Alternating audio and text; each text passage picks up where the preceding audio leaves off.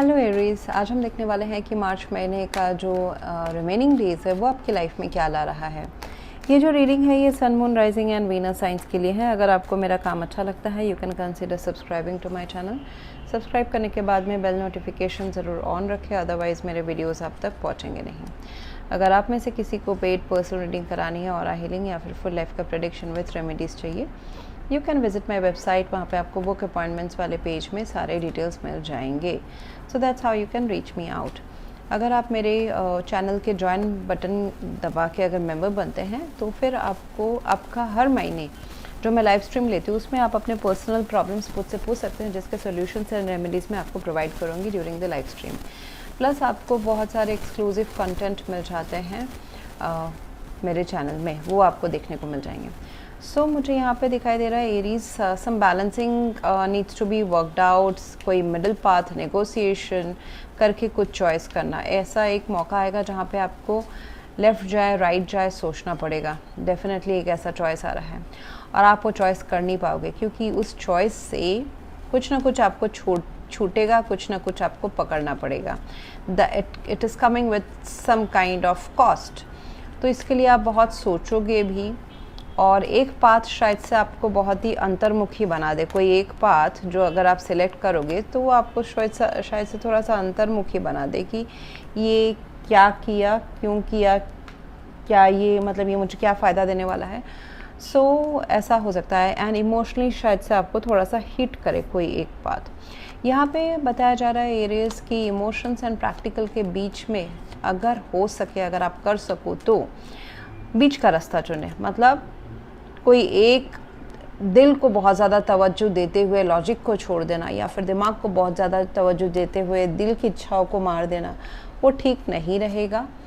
कोई बीच का रास्ता डेफिनेटली होगा। थोड़ा सा patience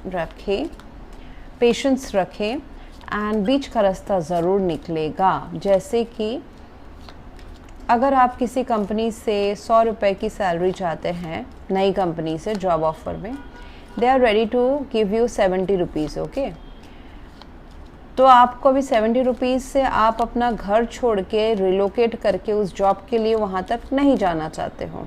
suppose this is the situation कि आपको अपना प्रेफर्ड जगह छोड़ के जाना पड़ रहा है नौकरी के लिए, और वो भी कम पैसे में। यहाँ पे बोला जा रहा है कि थोड़ा सा पेशेंस रखें। जस्ट बिकॉज वो सैलरी छोटा है तो you don't need to reject the offer up front. Wait करें, सोचे समझे, और थोड़ा टाइम देने से ऐसा लग रहा है कि खुद ब खुद वो सैलरी में फर्दर अपलिफ्टमेंट अपग्रेडेशन हो जाएगा। जैसे कि 100 रुपये नहीं होने से भी 85-90 रुपीज़ में वो अग्री हो जाएंगे। सो बट इमीडिएटली नहीं, थोड़ा सा पेशेंस रखें। एंड यहाँ पे मुझे ये दिखाई दे रहा है कि एक ऐसा रास्ता है जहाँ पे आपको थोड़ी सी मेहनत करने की ज़रूरत है, वो रास्ता लेने की ज़रूरत है। जो ऑलरेडी बनाया हुआ रास्ता है ना, वो लेने की ज़रूरत नहीं है, क्योंकि वो तो आपके पास है, आप उसमें माहिर हो। So something, a new path, a new relationship, या फिर एक काम करने का नया तरीका या डिफरेंट पाथ आपको चूज़ करने की ज़रूरत है। शायद से गोल वही है, शायद से goal is marriage only, but अगर आपका फर्स्ट मैरिज काम नहीं किया है तो सेकंड मैरिज एक नए तरीके से, नया पुराना साइकिल या पुराने सेम टाइप के पार्टनर को मैनिफेस्ट ना करें। कुछ डिफरेंट तरीके से आप इस बार अपने शादी को ट्राई आउट करें तो डेफिनेटली ये सक्सेस होगा। तो उसके लिए थोड़ा सा आपको अंतर्मुखी होने की ज़रूरत है। बाहर के लोगों से ज्ञान लेने के बजाय खुद का सोल का सुने, प्लस एक बैलेंस करे। जैसे कि मैंने कहा ना, नेगोशिएशन। अगर आपके लव पार्टनर साउथ से हैं, आप नॉर्थ से हैं, तो ऐसा हो सकता है कि कुछ मनमुटाव हो जाए। यू मे फील स्टक, अरे अभी किया जाए। एंड ऐसा कंडीशन है कि शायद से आपको एक रीजन, उसका खान पान, एक लाइफस्टाइल छोड़ना पड़े। ऐसा आपका मन को लग सकता है कि आपको बहुत कुछ छोड़ना पड़ सकता है, बट ऐसा नहीं भी हो सकता है प्रैक्टिकली। शायद से आपके पार्टनर काफ़ी अंडरस्टैंडिंग हो। अगर आप उनको सही तरीके से समझाएंगे, वो समझेंगे कि आप थोड़ा सा आगे आइए, आपके पार्टनर आगे आते हैं, तो फिर ये रिलेशनशिप वर्कआउट हो सकता है। तो ज़रूरी नहीं कि किसी को को छोड़ के जाने की ज़रूरत है। और अगर छोड़ भी रहे हैं और आपको लग रहा है कि ये पूरा मेरा पुराना लाइफस्टाइल, ये लोग, ये सिचुएशन, ये प्लेस मेरा छूट रहा है और ये मैं खो रहा हूँ या खो रही हूँ, ऐसा नहीं है। ये कप स्टैंडिंग है, बट ये आपको अभी उतना मोटिवेशन नहीं देते हैं, इसलिए आप अपने 2 ऑफ कप्स के लिए आगे जा रहे हैं। हाँ, आप अपना जो फोकस है वो किसी और चीज़ में कर रहे हैं जहाँ से आपको होप है कि वो मुझे इमोशनल फुलफिलमेंट देगा। वो काम हो सकता है, करियर हो सकता है, वो बच्चे हो सकते हैं, कंसीविंग ऑफ चाइल्ड, या बच्चे के ऊपर इन्वेस्ट करना हो सकता है, ये लव लाइफ हो सकता है, ये कोई नया बिजनेस अपॉर्चुनिटी हो सकता है, ये रिलेशनशिप में को और माफ़ी के साथ आगे बढ़ाना हो सकता है, स्पाइस लाना हो सकता है आपके रिलेशनशिप में अगर बहुत बोरिंग या स्टक या झगड़ों की सिलसिला चल रहा है तो कुछ छूट नहीं रहा है। आपको लग सकता है कि जैसे कि अगर आप अपने पेरेंट्स के अगेंस्ट में अगर मैरिज करने गए तो आपको लग सकता है कि छूट गए, you know, I am breaking relationship. ऐसा नहीं है। जब चीज़ें ठंडी हो जाएंगी, when you will come back, you will find this people, ये लोग, ये सिचुएशन, ये जगह आपके लिए वैसे के वैसे खड़े हैं।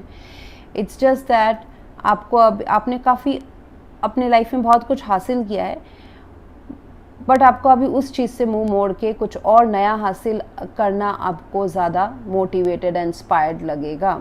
Environment is stuck, environment is 8 of source, तो एनवायरनमेंट ऐसा रहेगा कि आपको रास्ता आगे दिखाई नहीं देगा आगे का।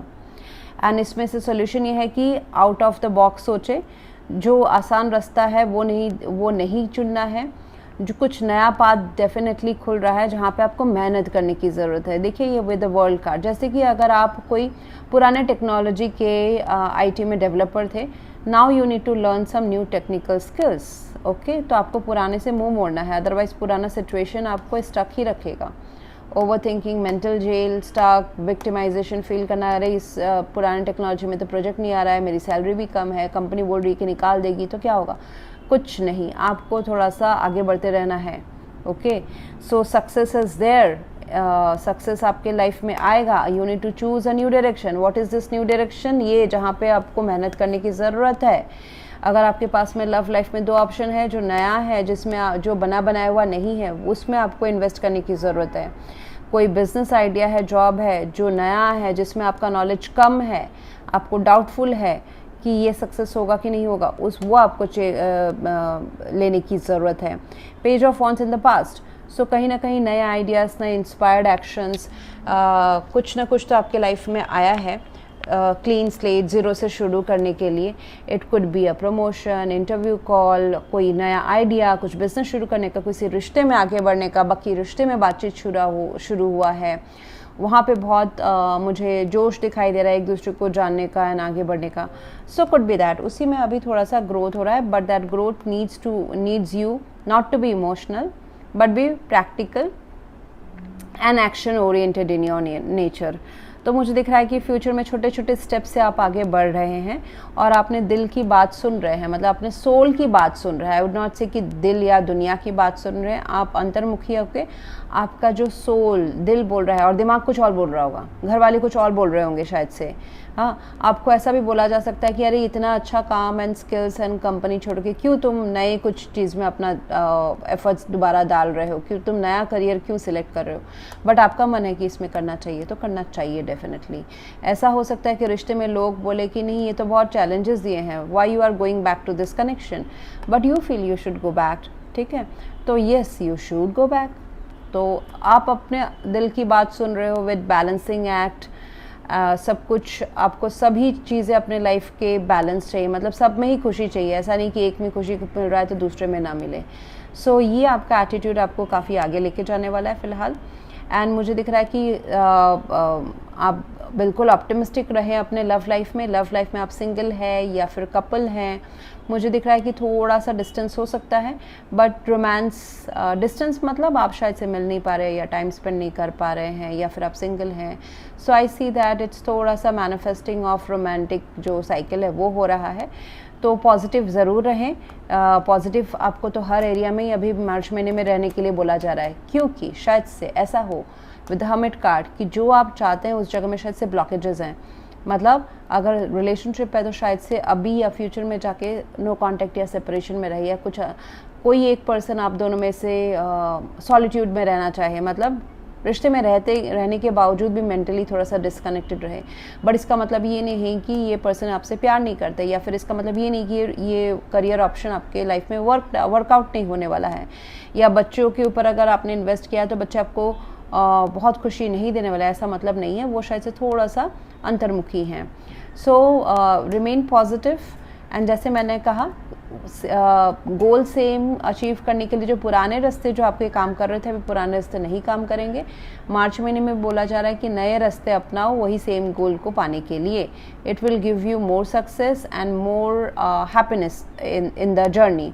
सक्सेस तो आपके लाइफ में है ही, इसमें कोई डाउट नहीं है, आपको बस नहीं दिख रहा है। In the near future 0 to 3 months I see lot of luck coming in your way. Plus जैसे कि एंजल्स आपको साथ देंगे, वैसे मुझे दिख रहा है कि लव पार्टनरशिप भी आपका बहुत अच्छा चलने वाला है विद इन 0 to 3 months। मतलब सिर्फ दो लोग सेम ही डायरेक्शन में, सेम ही जर्नी में एक साथ आगे बढ़ रहे हैं। So that's what I have for you right now Aries. If you want to go for a paid personal reading or a healing after full life prediction with remedies, you can visit my website. Thank you very much for watching. Please do like, share, comment and subscribe. Thank you.